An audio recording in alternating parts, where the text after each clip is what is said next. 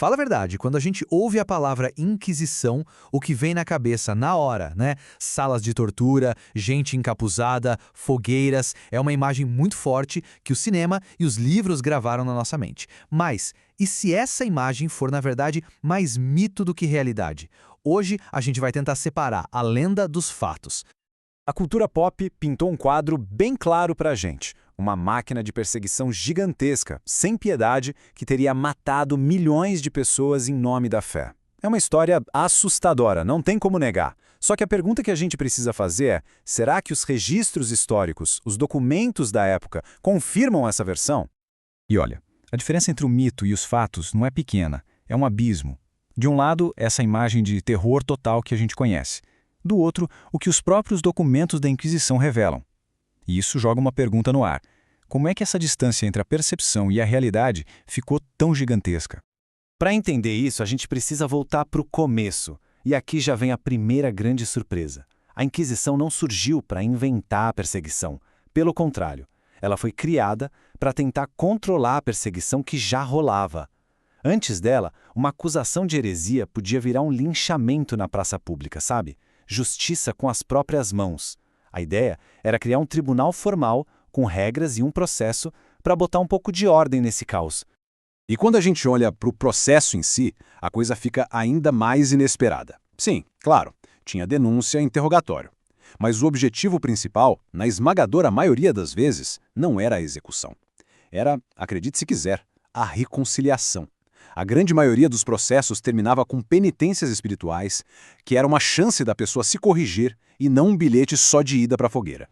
E que tipo de penitência era essa? Bom, era bem diferente da imagem que a gente tem. A gente está falando de rezar, fazer jejum, fazer uma peregrinação obrigatória, às vezes usar uma roupa especial por um tempo, o tal do San Benito. A lógica era toda de correção, não de eliminação. Isso já bagunça bastante aquela ideia do tribunal focado só em matar, né? Agora, atenção, porque este ponto aqui é talvez o mais crucial de todos. Por lei da própria igreja, o clero era proibido de executar sentenças de morte. Simples assim, um padre não podia derramar sangue. Então, o que acontecia nos casos mais graves com os hereges que se recusavam a se retratar? O condenado era entregue ao poder civil, ao Estado. O chamado braço secular. Eram os reis, os governantes que aplicavam a pena de morte. Essa divisão de tarefas entre a igreja e o Estado fica escancarada quando a gente mergulha nos números. E é aqui, gente, que a narrativa de terror em massa que a gente conhece começa a desmoronar de vez. Dá uma olhada nesse gráfico. É impressionante. Em quase 600 anos, todas as inquisições juntas, somadas, executaram muito menos gente do que a famosa caça às bruxas, que aconteceu num período bem mais curto e foi tocada principalmente por tribunais do Estado e em regiões protestantes. A escala é completamente outra. Então vamos para o número total. Com base no que os historiadores encontraram nos arquivos, a estimativa é que, ao longo de quase 600 anos, todas as inquisições juntas foram responsáveis por algo entre 7.000 e 12.000 mortes. Olha, é óbvio que cada morte é uma tragédia, mas esse número não tem absolutamente nada a ver com a fantasia dos milhões da lenda. Ok. A pergunta que não quer calar é: se os fatos contam uma história, por que a gente acredita em outra tão diferente e tão sombria? Isso não aconteceu por acaso. Foi uma construção muito bem feita. A resposta, em uma palavra: propaganda. A imagem da Inquisição que a gente carrega até hoje foi ativamente construída e espalhada por motivos políticos e religiosos. O principal motor dessa máquina de propaganda tem nome: a Lenda Negra.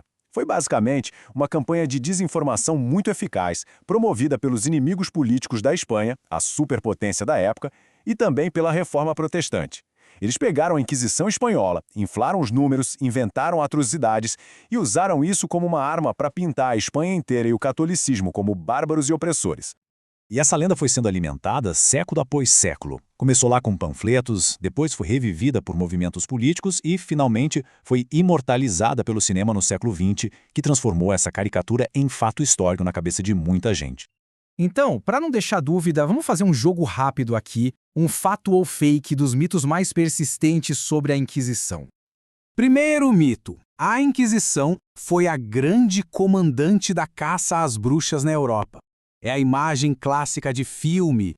Fato. A realidade é quase o oposto. Os documentos mostram que muitos inquisidores eram bem céticos, tratando acusações de bruxaria como mera superstição popular. A histeria em massa, a matança de verdade, foi muito mais mortal nos tribunais civis, especialmente em regiões protestantes. Segundo o mito, o inquisidor era o torturador e o carrasco, o cara que pessoalmente acendia a fogueira. E o fato, como a gente já viu, isso simplesmente não acontecia. A separação de tarefas era real. A igreja julgava a questão da fé, mas qualquer punição física era responsabilidade exclusiva do Estado. E que fique bem claro, entender esse contexto todo não é passar pano para as injustiças, tá? Pessoas sofreram, e isso é um fato. O objetivo aqui é outro, é ter a coragem de olhar para o que realmente aconteceu, para além das caricaturas, e conseguir separar a história da propaganda. Então, para resumir, o que a gente tira disso tudo? Que a Inquisição era um sistema jurídico, não um terror aleatório. Que a maioria das sentenças queria corrigir, não matar. Que as execuções eram feitas pelo poder civil. E, o mais importante, que a imagem de terror que a gente tem hoje é, em grande parte, resultado de séculos de propaganda política. No fim das contas, a história da Inquisição é um baita lembrete de como as narrativas são moldadas e de como a propaganda pode, com o tempo, se transformar em história. E isso nos força a fazer uma pergunta bem desconfortável. Que outras verdades históricas que a gente aceita sem questionar podem ser, na verdade, só lendas muito bem contadas?